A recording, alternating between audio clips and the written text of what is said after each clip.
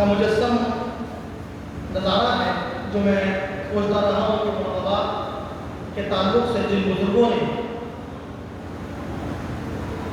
खिदमत अंजाम दी हैं, बिलखुसूस 1857-1943 में जिन लोगों ने अपनी जान पर नज़राने पेश किए, कैदगुन की सहूलतें बर्दाश्त की और वतन अजीज़ को आज़ादी दिलाने में वो पेश रहे।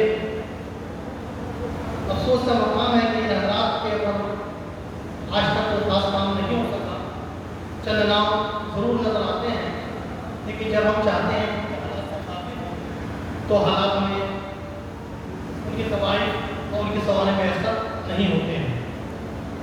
इस सिलसिले में मोहतरम जनाब साहब की बड़ी ख्वाहिश रहती थी कि मैं इस तरह का कोई काम करूँ कि जो हमारे हीरोज़ हैं उनसे लोग वाकिफ़ हों और नई नस्लों को उनसे रहनुमाई मिले, नई नस्लों को उनसे एक रोशनी मिले, नई नस्लों के लिए उनके कारनामे चराग मंजिल साबित हों। इसके लिए मैंने तदो शुरू की, कोशिश शुरू की, तो अल्हम्दुलिल्लाह काफ़ी हद तक कामयाबी मुझे मिली है, जिसका आगाज़ मैंने सबसे पहले जब वो हमारे वज़ीर-ए-आज़म ने अमृत महोत्सव का आगाज़ किया, उस वक्त मैंने मुरादाबाद के गुमनाम मुजाहिद आज़ादी जिन्होंने इतनी कसरत से जेल की सहूलतें बर्दाश्त की थी कि उन्हें लोग भगवत शरण जेली कहने लगे थे। नाम था उनका भगवत शरण अग्रवाल, लेकिन जेल में बार बार जाने की वजह से भगवत शरण जेली कहलाते थे। उनके बारे में मैंने पढ़ा था कि उनके एक बयान उनके किसी भतीजे के पास है। जैसे तैसे मैंने डॉक्टर अजय अनुकूल साहब की मार्फत से और रसाई हासिल की, वो बयान हासिल की और उनके बयान मैंने अमृत महोत्सव के आगाज़ पर बिल्कुल जज्बात मुमताज़ के नाम से उनका मजमूआ शायद कर दिया। इसके बाद मुझे ख्वाहिश थी कि मैं दूसरे लोगों पर काम करूँ। ये सिलसिला बहुत तवील चल रहा था। पिछले 10 साल से मैं मवाद इकट्ठा कर रहा था। चलते चलते मैं हज़रत काफ़ी की किताबों तक मेरी रसाई हुई, उनकी मतबूआ और मतबूआ रसाई तक मैं पहुँचा और मैंने तहैया किया क्या मुझे हज़रत काफ़ी का दीवान शायद करना चाहिए। उसके लिए मुझे बड़ी जिस तरह की मेहनत करनी पड़ी है उसको मैं यहाँ क्या बयान करूँ। जो लोग इससे वाकिफ़ हैं के काम से उसको बेटा समझ सकते हैं। तो बाकी मेरे जो छोटे भाई मुफ्ती मुईज़ आलम साहब और फरद अली साहब ने काफ़ी उसके नाम से बताया है। वो मवाद मैंने इकट्ठा करने के बाद दीवान की तदवीन की है और इस दीवान की तदवीन में मुझे कम पेश 10 साल लगे। 10 साल का वक्फा बहुत होता है एक आम आदमी के लिए, तो सिर्फ यही जुमला होता है शायद कि इसमें है क्या कि काफ़ी साल का दीवान था आपने शायद किया, लेकिन 10 साल की मेहनत हुई है। इसे इसको पढ़ने के बाद अंदाजा लगा सकते हैं। और बिल्कुल अगर आपको नेट से आप इसका पुराना नुस्खा से बुलाई कहा है तो डाउनलोड कर लें और कभी कंप्यूटर में मुताला करेंगे आप तो आपको मालूम होगा इसके लिए कितनी मेहनत की है। लेकिन मुझे खुशी है कि मेहनत करना तो कोई मसला नहीं था, यदि कोई खूबी नहीं है तो अल्लाह का करम था कि उसको ये तौफीक अता फरमाई। लेकिन खुशी इस बात की है कि वो काम मुकम्मल हुआ और आज आपके सामने है, आपके हाथ में पहुँचा है। हज़रत काफ़ी की शख्सियत एक बड़ी शख्सियत है। उन्होंने जहाँ नवाब बच्चों खां के दौर में वो शहर के काजी बनाए गए और कुल 11 महीने की मुद्दत तक वो शहर के काजी रहे। उस बीच में उन्होंने जो खिदमत अंजाम दी है वो सुनहरे रूप से लेके जाने के काबिल है।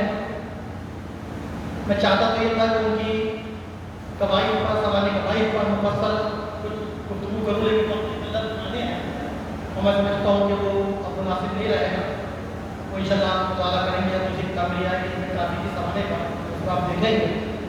लेकिन हाँ ये कहूँगा आपको कि हज़रत काफ़ी मुरादाबाद की बड़ी शख्सियत है कि जिनके ताल्लुक से डिस्ट्रिक्ट गजेटियर इस मरतबा शायद पिछले 1 साल की मेहनत के बावजूद मेहनत के बाद हिंदुस्तान की तारीख में पहली मतलब ऐसा हुआ कि डिवीजनल गजेटियर शामिल हुआ है, मतलब डिस्ट्रिक्ट गजेटियर शामिल होते रहते हैं। डिवीजनल गजेटियर में जो 5 जिले शामिल किए गए, वहाँ की बहुत ही चीदा शख्सियातों को शामिल किया गया है। तो उन चीदा शख्सियात को मुरब्बा के शख्स को इंतखाब किया है और उसने काफ़ी की शख्सियत, तो यकीनन कोई अहम शख्सियत नहीं होगी, उन्होंने इसको महसूस किया होगा तभी उसमें शामिल किया है। और गवर्नमेंट की सतह से या प्रशासन की सतह से क्या हो रहा है, क्या होना चाहिए, इसको हमारी बहुत गुफ्तगू रहती है। हमें क्या करना चाहिए, शायद इस पर हमारी तवज्जो बहुत कम होती है, तो हमें जरूर अपनी तवज्जो महसूस करनी चाहिए। प्रशासन के स्तर से एक काम और भी हुआ था सतह पर, प्रशासन सतह पर, कि जब आज़ादी की 50वीं सालगिरह हुई थी तो उस वक्त मुरादाबाद की जेल पर एक कतबा बनाया गया था, शिलालेख लगा हुआ है, और जिस पर यहाँ के प्रशासन ने मुरादाबाद के उसने लिखा था कि जय अमर शहीद, स्वतंत्रता दिवस की स्वर्ण जयंती समारोह के उपलक्ष्य में जिला प्रशासन मुरादाबाद द्वारा स्थापित शहीद स्मारक श्री मौलवी किफायत अली उर्फ काफी मुरादाबादी मुंसिबे शरीयत पर नियुक्त हुए। इनके द्वारा अंग्रेजों को मुरादाबाद से बाहर निकाल दिया गया। गद्दारों द्वारा अंग्रेजों से मिल जाने पर ये गिरफ्तार कर लिए गए और जेल खाने के दरवाजे पर इन्हें फांसी दे दी गई। सवाल ये पैदा होता है कि इस कदमे को लगे हुए तो 25 साल हो चुके हैं और काफी का जिक्र बार बार आता रहता है, लेकिन हमारी तवज्जो इधर नहीं थी। और आज भी मैं मालूम करना चाहूँ कि कितने लोगों ने कदमा देखा है, तो शायद मायूसी होती। लिहाजा इस मौके से मैं गुजारिश करना चाहता हूँ कि मैं अपने अकाबिर पर, अपनी मुजाहिदीन आज़ादी पर, चाहे वो किसी भी मसलक के हो, मतलब के हो, किसी भी धर्म, किसी भी मजहब के हो, आप उनके ताल्लुक से मवाद फराहम कीजिए, कोशिश कीजिए, और उसके लिए इंशाअल्लाह मैं काम करने के लिए तैयार हूँ। बस आपकी थोड़ा सा ये ताउन चाहिए कि आप मुझे मवाद फराहम कीजिए। बड़ी मायूसी होती है उस वक्त कि जब मैं लोगों से मिलता हूँ जाकर, मुरादाबाद का एक बहुत बड़ा घराना है, उनके यहाँ मैं गया, कि आपके वालिद, आपके दादा, आपके चचा, इस सब को मुझे आज़ादी रहे, आप मुझे उनके दादा से फराहम कीजिए। आपके वालिद साहब एक बड़ी शख्सियत थे, आप इतना कर लीजिए कम से कम, मुझे अपना लेटर दिल्ली से उसके बंधु तैयार करता हूँ और वो हिंदुस्तान के 100 लोगों को भेज दीजिए जिनसे वाकिफ थे, जो उनसे वाकिफ 100 में से 25 लोगों की अगर जवाब आ गया तो एक अच्छी खासी किताब हो जाएगी। उनके वो कारनामे जो आपके नजर में भी नहीं है तो मंजर आप बढ़ा जाए। तो उन्होंने अपनी नाअहली का सबूत इस जवाब के साथ दिया कि उन्होंने जो कुछ किया वो अल्लाह की रज़ा के लिए किया था, नाम के लिए थोड़ी किया। और सवाल ये पैदा होता है तो कहा जाए कि वो अल्लाह की रज़ा के लिए नहीं किया था, तो उनको मुजाहिद आज़ादी की हैसियत से उन्हें जो मनाहत हासिल थी तो आप क्यों लड़ाई भी छोड़ दीजिए तो अल्लाह की रज़ा के लिए किया गया। ये कड़वी हकीकत है, लेकिन मैं कह रहा हूँ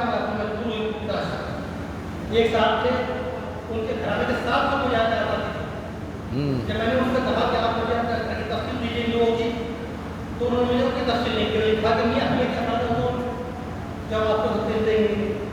तो ये चीज़ें हैं हमारी अपनी, जिसके लिए हम पर्दा डालने के लिए दूसरों को कुछ भी कहते रहें, हो सकता है वो आपको कुछ लोगों को नागवार लगे, लेकिन यही है। और मैं इसलिए कह रहा हूँ ताकि लोगों में बेदारी आए, चाहे वो झुमला कर ही सही, लेकिन कहें कि चलो ये काम को हम लेकर तैयार। बहुत सही, मैं हर सुबह से आपके काम के लिए तैयार।